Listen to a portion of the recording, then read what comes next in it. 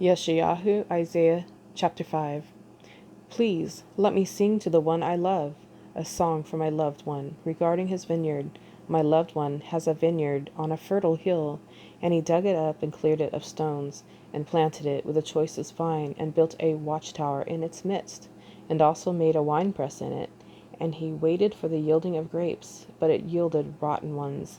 And now, O inhabitant of Jerusalem, and man of Yehuda, please judge between me and my vineyard.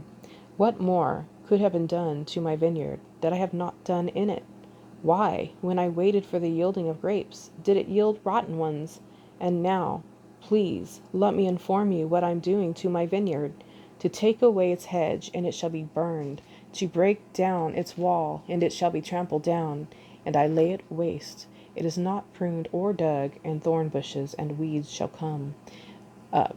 And I command the clouds not to rain on it. For the vineyard of Yahweh of hosts is the house of Israel, and the man of Yehuda is his pleasant plant. He looked for right ruling, but see, oppression; for righteousness, but see, weeping. Woe to those who join house to house, who add field to field, until there is no room, and you are made to dwell alone in the midst of the land. In my hearing, Yahweh of hosts said, Truly many houses shall be a waste, big and fine ones without inhabitant.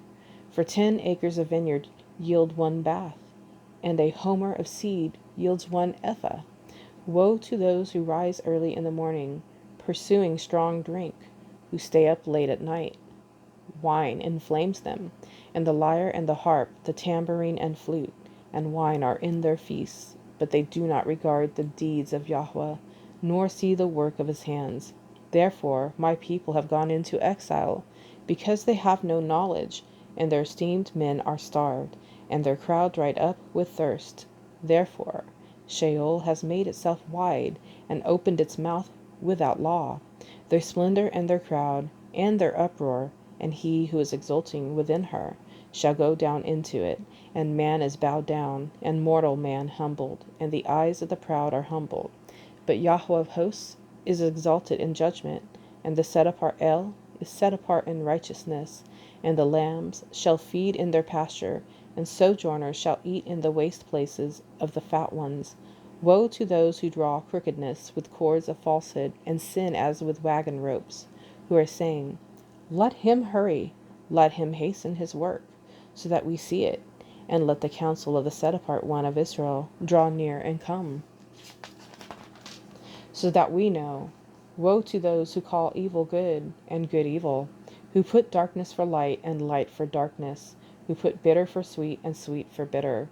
Woe to those who are wise in their own eyes, and clever in their own sight. Woe to the mighty to drink wine, and brave men to mix strong drink, who declare right the wrong for a bribe, and the righteousness of the righteous they turn aside from him. Therefore, as a tongue of fire devours the stubble, and the flame consumes the chaff, their root is as rottenness, and their blossom goes up like dust, because they have rejected the Torah of Yahweh of hosts, and despised the word of the set apart one of Israel. Therefore the displeasure of Yahweh has burned against his people, and he stretches out his hand against them, and strikes them, and the mountains tremble, and their carcass is as filth in the middle of the streets. With all this, his displeasure has not turned back, and his hand is still stretched out. And he shall lift up a banner to the nations from afar, and shall whistle to them from the end of the earth. And see, they come with speed swiftly. Not one of them is weary or stumbling, not one slumbers or sleeps. Not a belt shall be loosened on their loins, nor the thong of their sandals be broken. Their arrows are sharp, and all their bows bent.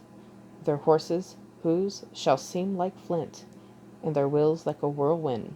Their roar is like that of a lion. They roar like young lions, and they growl and seize prey, and slip away, with no one to rescue. And in that day they shall growl over it, as with the growling of the sea. And one shall look at the earth and see darkness and distress, and light shall be darkened by the clouds.